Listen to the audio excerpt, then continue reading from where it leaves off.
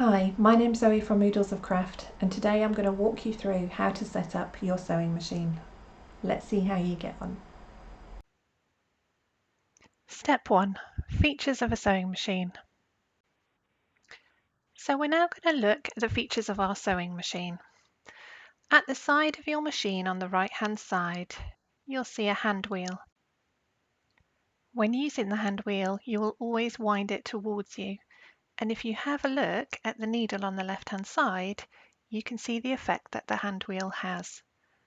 It effectively moves your needle up and down, but always turn it towards you. The next feature we're going to look at is the spool pin. Mine is found at the top, and this is a place where you position your thread. Some spool pins go sideways, but mine sticks up in the air. The next element we're going to look at is the bobbin winder. That's this point at the top. This is where you'll position your bobbin when you want to wind it up at the start of a project. So a bobbin looks like this. It will get pushed down hard on top of the bobbin winder, and then you move the bobbin winder to the right. Next, we're going to look at the stitch selector. On my machine, I have a menu of different stitches available to me, and they are numbered. Yours might have letters. The dial corresponds to the menu. So if I want this zigzag, I would change my dial to number 6. If, however, I wanted a straight stitch, then I would change my dial to number 3. Next, you're going to look for your tension dial. Mine is on the top, but it can also be found down the side on some machines. For my machine, sewing with cotton, it's best to have it on number 4. The most dangerous part of your machine is here, with the needle. This will go up and down as you sew, so keep your fingers away. Underneath the needle is the needle plate. This has different markings on it to help you decide which seam allowance you need to sew. This will make more sense to you when we get started. This element here is your presser foot. I have got the standard presser foot on my machine most of the time, but they do come in different shapes and sizes. This helps to trap your fabric to help you sew.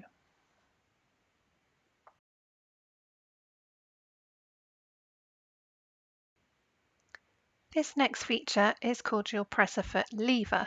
You'll find it through this section of your machine, and when you lift it up, your presser foot will go up, and when you drop it down, your presser foot will go down. This is to trap your fabric and release your fabric as you are sewing.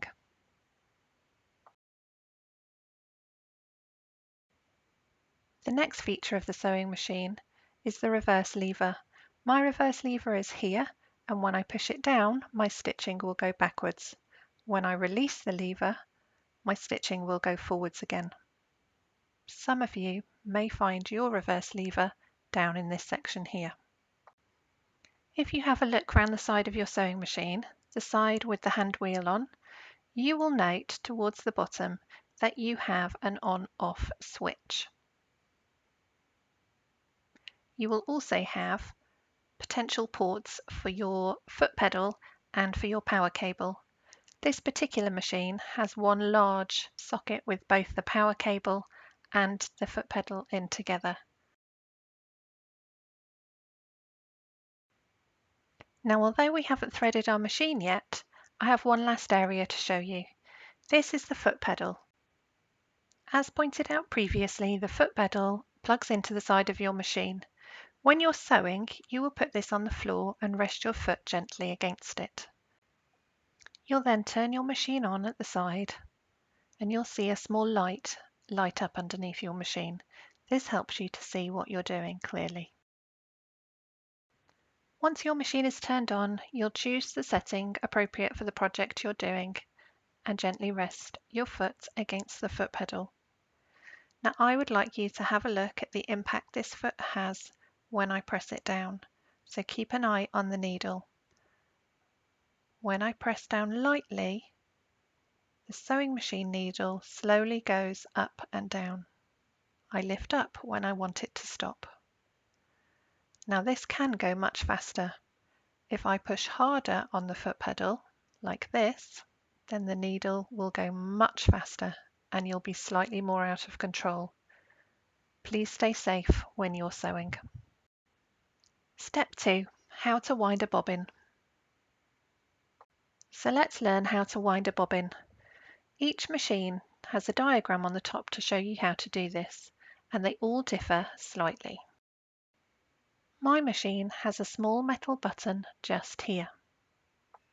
Your machine might have one that's slightly further forward. Either way, you're looking for something that looks similar to a button. So we're going to use a thread. I've chosen a darker one so that you can see a little bit clearer, and you'll need an empty bobbin. Remember, the bobbin looks like this. I'm going to position my thread on top of my spool pin. You may need a cap to sit on the top. Next, I'm going to take the end of my thread, and for my machine, I need to go round the front of my button, around the back, and over to the other side.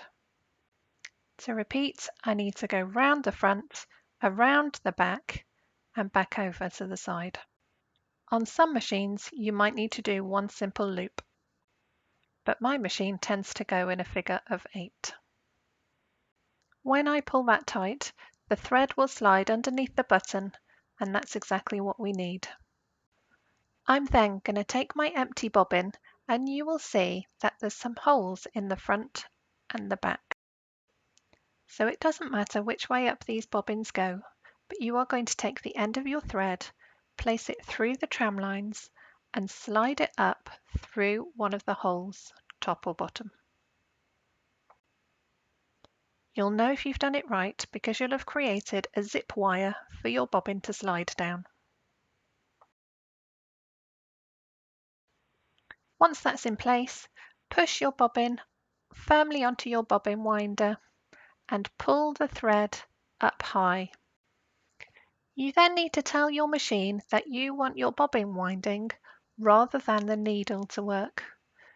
To do that, you push the bobbin winder out to the side. Now when I put my foot on the foot pedal, this bobbin will start to wind, and I'm going to keep holding this thread up in the air while it does. When I'm happy that the thread I'm holding is safely caught into the mechanism, I will stop and cut that piece of thread off. The bobbin thread itself should be nice and taut. If it's loopy, then it will be because the thread wasn't wrapped tightly underneath the button area. So just unwrap it and start again. So I'm just cutting my loose end off the top, and now I can put my foot down and carry on threading my bobbin. As the machine is going, if I feel that the thread begins to get taut or the machine starts to resist, then I know that my bobbin is full. Keep going until you have a full bobbin too. When you're happy that you've either got enough thread on your bobbin or the bobbin is full, you would just snip the thread, push the bobbin winder over to the left to remind it that you want it to use the needle in future, and then pull the bobbin off. And you're done. Step 3. How to load a bobbin. When I'm threading my machine, I tend to load my bobbin first. So my machine has a top loading bobbin, which means I drop it in from above. Some of you may have a front loading bobbin and yours will be found in here. You will need to look at instructions specific for your machine.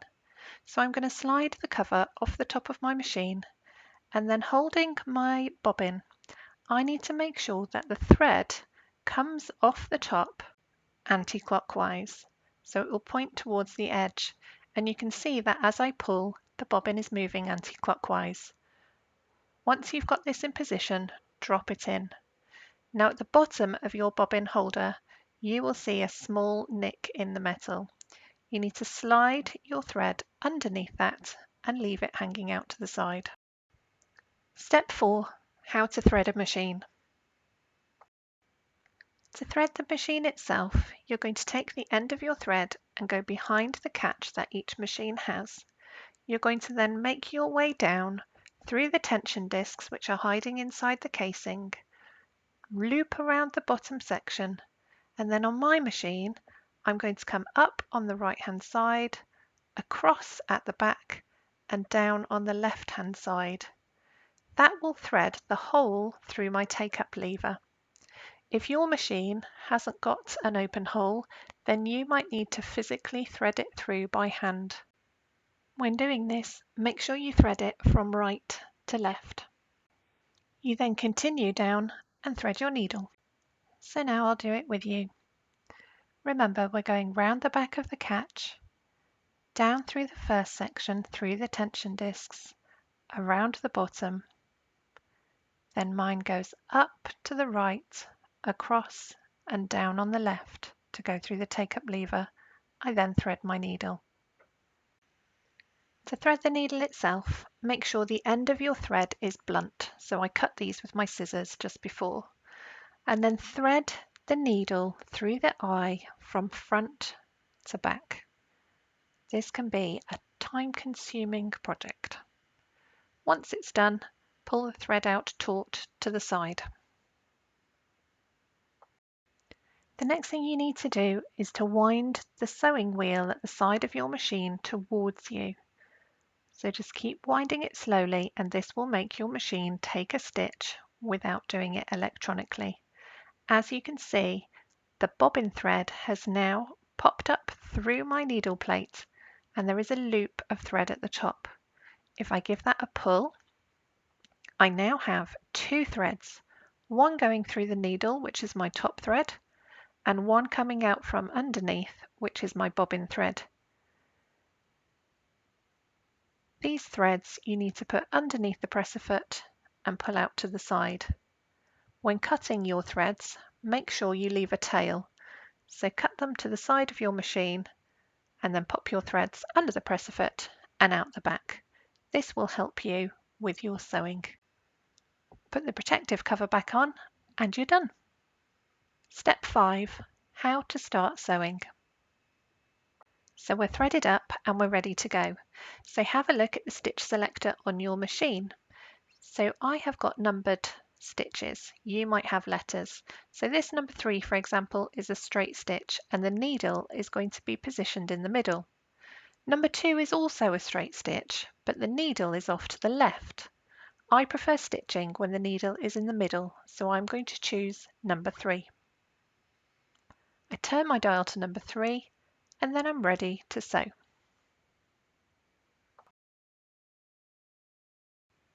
Before I start sewing, I always test the thread tension by putting through a piece of scrap fabric first.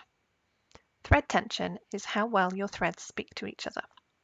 So I have a piece of fabric here that I've folded in half because generally speaking, when you're making a project, you will be attaching 2 layers together. So I position my fabric underneath my presser foot and then I use my presser foot lever at the side to trap the fabric. So go ahead and lower that lever. That means that my fabric is now trapped, I can't pull it out. If I lift the lever up, I can pull it out. Make sure your threads are always out the back before you start sewing. So I'm putting it back in, trapping my fabric, and then the first thing I'm going to do is reverse stitch towards the edge. I'm going to press that down and go back for a couple of stitches, and then forward towards the end of my fabric.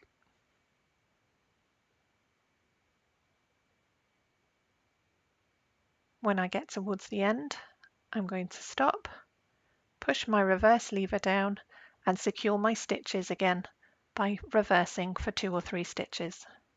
This is to make sure that my project doesn't unravel.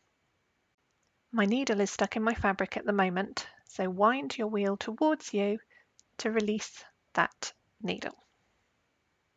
As mentioned before, cut your threads over towards the side of the machine to leave a tail. Now your stitches should look the same on the front as they do on the back. There should be no puckers or pulls or loopy sections. If they look like this, then you know your thread tension is just right. Next, I'm going to try my zigzag setting. So I'm going to choose number 5. So I'm turning my stitch selector to number 5. So just like we did before, I'm going to position my fabric underneath my presser foot. I'm going to lower my presser foot lever to trap the fabric, and then I'm going to reverse stitch towards the edge of the fabric. Once done, I'm going to start sewing forwards. Make a note of how I'm resting my hands on the fabric. I'm keeping my hands either side. I'm not pulling on the fabric and I'm not pushing it through either. Just gently guide that fabric through by gently resting your fingers on it. Keep an eye on the needle, make sure you don't put your fingers there. When you get towards the end, stop, reverse for a few stitches to secure those stitches, then lift your presser foot. Make sure your needle is up by using the wheel on the side. Pull your fabric out to the side to cut your threads, and you are done. So notice how the zigzag is exactly the same on the front as it is on the back. Again, you shouldn't have any pulls or loopy bits. Have a try yourself and let me know how you get on.